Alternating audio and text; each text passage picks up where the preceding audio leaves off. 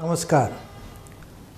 आता तुमचं ऑपरेशन झालं म्हटलं की आपल्याला सगळ्यांना हायसं वाटतं, एकदम रिलॅक्स होतो आपण, आणि हे स्वाभाविक पण आहे आणि चांगलं पण आहे.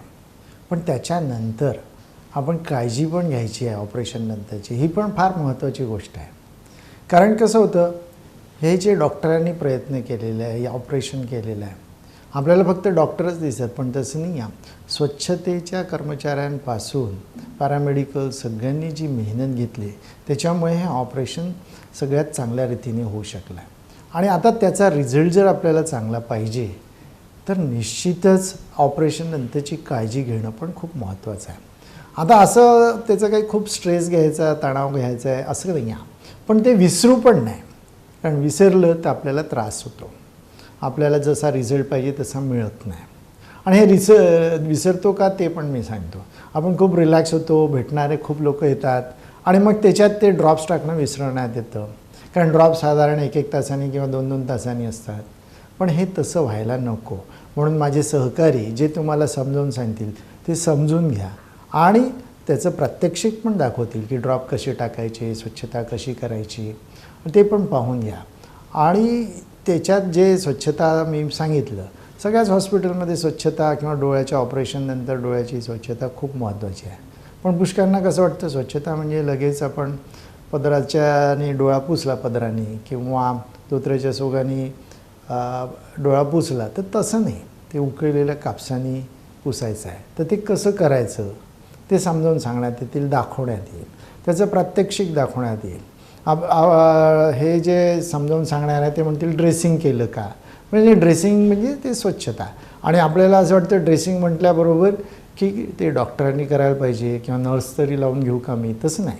जो पेशंट आहे त्यांनी स्वतः, जो रुग्ण आहे त्यांनी स्वतःचं ड्रेसिंग स्वतःच करायचं आहे. शक्यतोवर सर्व ड्रॉप्स पण स्वतःच टाकायचे आहे. आणि खूप वेळा असं होतं की काही रुग्ण म्हणतात किंवा पेशंट म्हणतात माझ्या मुलाला समजावून सांगा म्हणजे झालं, आणि ते काही जात नाही समजून घ्यायला. तसं नका करू. कारण पेशंट किंवा रुग्ण यांनी जर समजावून घेतलं तर मुलगा बाहेरही गेला किंवा मुलगी बाहेरही गेली तरीसुद्धा आपण आपली काळजी घेऊ शकतो. आता इथे जे सांगण्यात येईल किंवा दाखवण्यात येईल ते ॲक्च्युली असं आहे की सर्वसाधारण काळजी काय घ्यायची त्याच्याबद्दलची माहिती देण्यात येईल. पण वैयक्तिकरित्या प्रत्येकाचं वेगळेपणा असतो. जसं कोणाला डायबिटीस आहे तर त्याचा वेगळेपणा काय राहील ते त्याला समजावून सांगण्यात येईल. ज्याला ब्लड प्रेशर आहे त्याचा वेगळेपणा काय राहील ते त्यांना समजावून सांगण्यात येईल. तर थोडक्यात आपण जर आपल्या डोळ्याची काळजी ऑपरेशन नंतरची जर घेतली तर डोळ्याचं ऑपरेशन यशस्वी नक्की होईल असं मला वाटतं. आणि तुम्ही ती घ्यालच, कारण तुम्हाला पण आपलं एवढी मेहनत घेतली, तुमच्या नातेवाईकांनी मेहनत घेतली, वेळ दिला, पैसा खर्च केलेला आहे, तर प्रत्येकाला त्याच्यातून चांगला रिझल्ट पाहिजे आणि तशी अपेक्षा असते. आणि म्हणून मला असं वाटतं की तुम्ही ती काळजी निश्चित घ्याल. माझे सहकारी तुम्हाला इतर बाबीबद्दल आत्ताच सांगतील. नमस्कार. महात्मे नेत्र रुग्णालयात आज आपल्या डोळ्यावर शस्त्रक्रियेत मोतीबिंदू काढून त्या जागी नव्या लेन्सचे प्रत्यारोपण केले गेले. म्हणूनच आज आपणास जी नवी दृष्टी प्राप्त झाली आहे त्याबद्दल आपलं मनःपूर्वक अभिनंदन. डोळ्याचं ऑपरेशन म्हटलं तर किती नाजूक बाब असते. तुम्ही तर बघितलं पण असेल.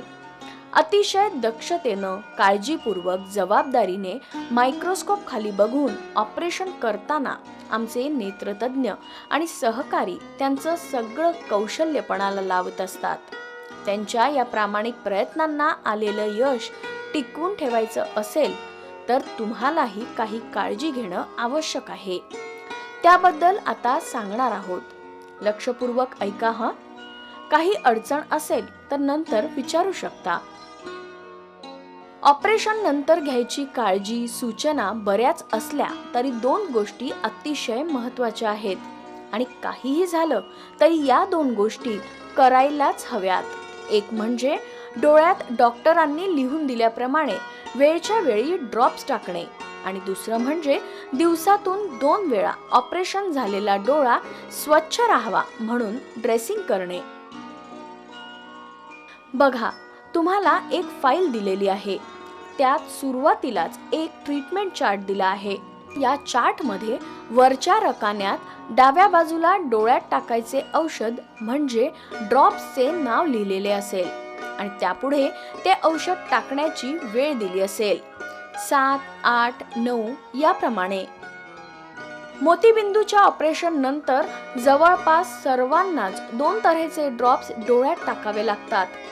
एक ड्रॉप असतो तो ऑपरेशन झालेल्या डोळ्यात जंतू संसर्ग होऊ नये म्हणून टाकावा लागतो आणि हे औषध बरेच वेळा डोळ्यात टाकावे लागते. सुरुवातीला पहिले 2 दिवस दर 1 तासाने म्हणजे झोपेचे 8 तास सोडले तर जवळपास 16 वेळा टाकावे लागेल. नंतर याची मात्रा कमी केल्या जाते म्हणजे 3ऱ्या दिवसापासून दर 2 तासाने याप्रमाणे 21 दिवस व नंतर दर 3 तासाने याप्रमाणे 21 दिवस असे असते. तेव्हा डोळ्यात औषध टाकण्याचं प्रमाण व्यवस्थित समजावून घ्या. डोळ्यात टाकायचं दुसरं औषध म्हणजे पिवळ्या रंगाचा डबा असलेलं होमाइड. हे मात्र फक्त 2 वेळा म्हणजे सकाळी 8 व रात्री 8 वाजता याप्रमाणे फक्त 10 दिवसच टाकायचं आहे. डोळ्यात औषध टाकण्यापूर्वी हात स्वच्छ धुवून घ्या. त्यानंतर खालची पापणी अलगद खाली ओढून ड्रॉपरचा डोळ्याच्या आत स्पर्श होणार नाही याची काळजी घेत डोळ्यात ड्रॉप्स टाकायचे. आता पुन्हा ट्रीटमेंट चार्टकडे येऊ.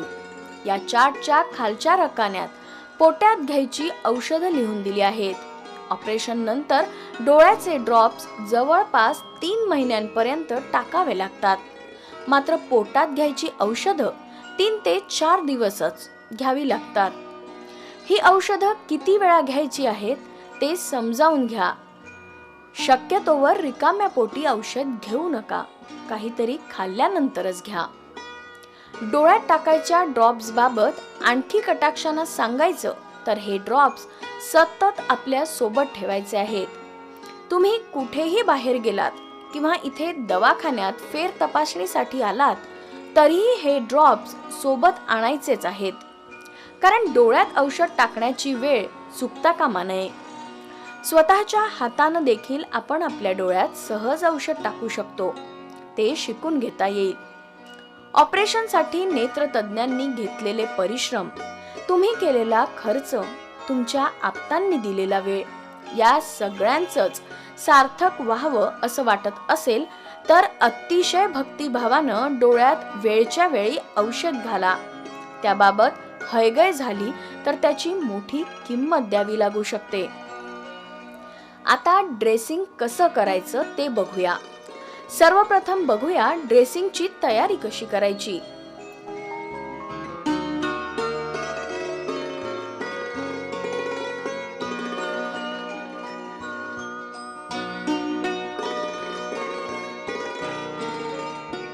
एका स्वच्छ पातेल्यात पाणी उकळायला ठेवायचं. त्यात 5 ते 6 कापसाचे बोळे आणि 1 लांब दांडीचा चमचा टाकायचा. पाणी 5 मिनिटं उकळत ठेवायचं आहे. त्यानंतर थंड अथवा कोमट झाल्यावर वापरता येईल. हे साहित्य सकाळी व संध्याकाळी असे 1 दिवस वापरता येईल. दुसऱ्या दिवशी नव्यानं हे साहित्य तयार करायचं. ड्रेसिंग करणाऱ्या व्यक्तीनं हात साबणाने कोपऱ्यापर्यंत स्वच्छ धुवायचे आहेत. या हातांना नॅपकिननं पुसायचं नाहीये. कोपऱ्यावरून पाणी खाली ओघळून जाण्यासाठी हाताचे पंजे वर करावेत. पातेल्यातल्या चमच्यानं 1 बोळा काढायचा, तो अलगद पिळून घ्यायचा आणि आता या बोळ्यानं आधी वरची पापणी नंतर खालची पापणी याप्रमाणे डोळा पुसून स्वच्छ करायचा. हे पाणी उकळलेलं आणि निर्जंतुक असल्यामुळे डोळ्यात गेले तरी काही प्रॉब्लेम नाही. दुसऱ्या बोळ्यावर बेटाडीन लोशन घेऊन त्यानं परत वरची आणि खालची पापणी स्वच्छ करायची. डोळा स्वच्छ केल्यानंतर ड्रॉप्स टाकून घ्यायचे आणि चष्मा लावून घ्यायचा. सकाळी आणि संध्याकाळी असे दिवसातून 2दा हे ड्रेसिंग 1 महिनाभर करायचे आहे. दिवसभरात कधीही डोळा पुसावासा वाटला तर याच उकळलेल्या बोळ्यानं पुसायचा. आता इतर काही आवश्यक माहिती घेऊया. ऑपरेशन नंतर लगेचच आपण ऑपरेशन झालेल्या डोळ्यानं बघू शकता, वाचू शकता, तुमची दैनंदिन कामही करू शकता. तुम्हाला ऑपरेशन नंतर सुरक्षेच्या दृष्टीनं एक चष्मा दिला आहे. तो दोन्ही बाजूंनी बंद आहे. त्यामुळं डोळ्यात धूळ, कचरा इत्यादी जात नाही. म्हणून दिवसभर सतत तो चष्मा लावून ठेवणं फायदेशीर आहे. ज्या डोळ्याचं ऑपरेशन झालं आहे त्या कडावर झोपणं टाळायचं आहे. साधारण 1 आठवडा ही काळजी घ्यायची आहे. मात्र दुसऱ्या कडेवर आपण झोपू शकता. फेर तपासणीला यायला काही कारणानं विलंब झाला तरी ड्रॉप्स टाकणं सुरूच ठेवायचं आहे. त्यात आपल्या मनानं काही बदल करायचा नाही. प्रवासातही ड्रॉप्स सोबतच ठेवायचे आहेत. झटके लागतील अशा वाहनातून प्रवास करणं शक्यतोवर टाळायचं आहे. ऑपरेशन नंतर सगळ्यांचा एक आवडता प्रश्न असतो की काही पथ्य आहे का, भात खाल्ला तर चालेल का, वांगी टोमॅटो खाता येतील का, शेंगदाणे चालतील का, वगैरे वगैरे. तुम्हाला ऐकून आनंद होईल की ऑपरेशन झाल्या कारणाने तुम्हाला पथ्य असे काहीच नाही. तुम्हाला सगळे पदार्थ खाता येतील. अगदी नॉर्मल डाएट घेता येईल. सुपारी सारख्या खूप कडक वस्तू चावताना डोळ्यावर किंचित ताण येऊ शकतो, तेव्हा अशा वस्तू टाळल्या तर बरे. मात्र इतर काही आजारांसाठी जसे की डायबिटीज आहाराची पथ्य असतील तर ती पाळावीत. तसेच या आजारांसाठी औषधं सुरू असतील तर तीही आधीप्रमाणेच घ्यावीत. महिलांकरिता एक छोटीशी सूचना अशी की कपाळावर कुंकू अथवा हळद पावडर स्वरूपात न लावता टिकलीचा वापर करावा. जोराने खाकरणे, खोकणे, शिंकणे शक्यतोवर टाळायच्या. पहिल्या 1 आठवडा मानेखाली अंघोळ करू शकतो. डोळ्यावरून अंघोळ करणं 1 आठवडा टाळायचं आहे. त्यानंतर मात्र अंघोळीबाबत काहीही बंधन नाही. जड वजन उचलणे, प्रखर व्यायाम करणे, लहान मूल उचलून घेणे 1 आठवडा टाळायचे आहे.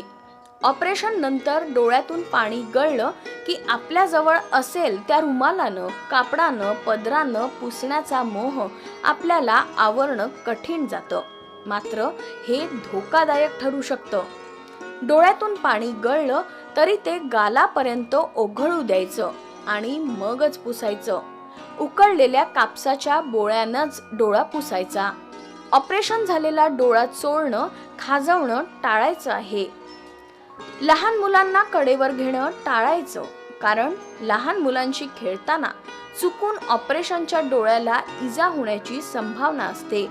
डोळ्याला काही त्रास असेल, जसे ऑपरेशन झालेला डोळा खूप दुखत असेल, खूप लाल झाला असेल किंवा डोळ्याची नजर एकाकी कमी झाली असेल तर ताबडतोब डॉक्टरांना दाखवा. त्रास नसेल तर फेर तपासणीला सांगितलेल्या दिवशीच यायचं. दृष्टी असेल तर सृष्टी. आपण महात्मे रुग्णालयाला सेवेची संधी दिली त्याबद्दल धन्यवाद.